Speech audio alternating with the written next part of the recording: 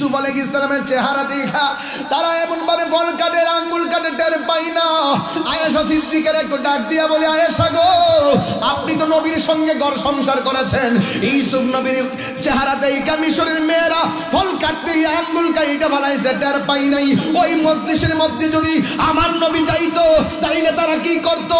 আয়েশা সিদ্দিকা বলেন, ওই মজলিসের মধ্যে যদি আমার রাহমাতুল লিল আলামিন যাইতো, কলিজাটা কাইটা খান খান কইরা ফলাইতো, তারা যারা পরিমাণ কোন টের পাইতো না। এত সুন্দর ছিল আমার নবী। সেই নবী বলেন, সারাটা পৃথিবী মিলে অর্ধেক সৌন্দর্য ইউসুফ নবী। আমার উম্মত রে আমার আল্লাহ কত ভালোবাসে রে। আজ ইউসুফ নবীর উম্মতেরা গর্ব করতে না পারে এদের নবীর লইয়া। নবীর উম্মতের দাম আল্লাহ এমনি বাড়ায়, কয় তোদের নবীর সৌন্দর্য তো আমরা উম্মতরই আছি। আর বড় করে কোন সুবহানাল্লাহ। এই জন্য যুবক ভাইরা গো, আমার নবী আপনার নবী রাহমাতুল লিল আলামিন বলেন, জান্নাতীদের চেহারাটা হবে হযরত ইউসুফ আলাইহিস সালামের মতো। এবার নবীরে প্রশ্ন করি, নবী গো, মায়ার নবী, দয়ার নবী, আমাদের দুনিয়াতে কাহারু কণ্ঠ একরকম, কাহারু কণ্ঠ আরেক রকম। জান্নাতীদের মধ্যে বয়সের সমান পাইলাম, জান্নাতীদের চেহারার লেভেল পাইলাম, কিন্তু তাদের লম্বা আমাদের এখানে 5 foot 6 foot 7 foot 4 foot 3.5 foot. জান্নাতীদের এই উচ্চতার কোনো পার্থক্য হবে কিনা? আমার নবী বলেন, জান্নাতীদের উচ্চতা হবে হযরতে আদম আলাইহিস সালামের মতন 60 হাত।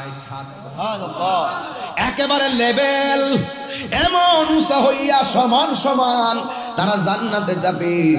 এবার প্রশ্ন করেন, আল্লাহ দুনিয়াতে অনেক মানুষের অনেক কণ্ঠ আছে, জান্নাতীদের কণ্ঠের কোনো পার্থক্য হবে না আল্লাহ। এই মুহূর্তে আমার আল্লাহ নবী কয়, উম্মত, জান্নাতীদের কণ্ঠ হবে হযরতে দাউদ আলাইহিস সালামের মতো। এখন বলবেন, হুজুর দাউদ নবী কে?